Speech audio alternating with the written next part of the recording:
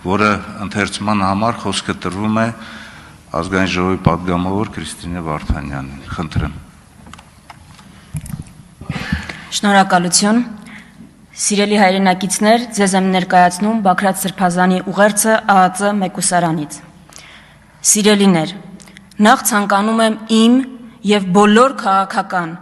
ավելի ճիշտ հայրենիքի ազատության համար բանտարկյալների անունից գնահատել, քաջալերել, իմ բարեմաղթանքները հղել բոլորիդ կազմակերպած լսումների առիթով նախաձեռնող խմբակցություններին եւ մասնակիցներին։ Ինձ համար մեկ բան չափազանց հստակ է, որ այս լսումները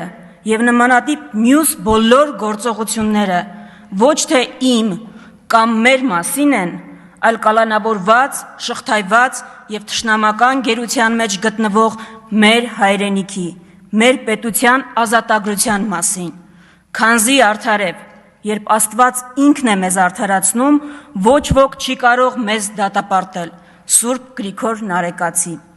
Իմ եւ մեր ազատությունը ոչ ոք չի կարող ոչ կաշկանդել, ոչ սահմանափակել, ոչ էլ նրանից զրկել։ Ազատությունն այնտեղ է, որտեղ Աստծո հոգին է։ Մենք գիտենք, ինչու ենք կալանավորված, բայց միթե այլ կերպ հնարավոր էր։ Ի վերջո, չարիքը պիտի պարտվի, որովհետև այն չի կարող պարզապես հաղթել արդարությանը,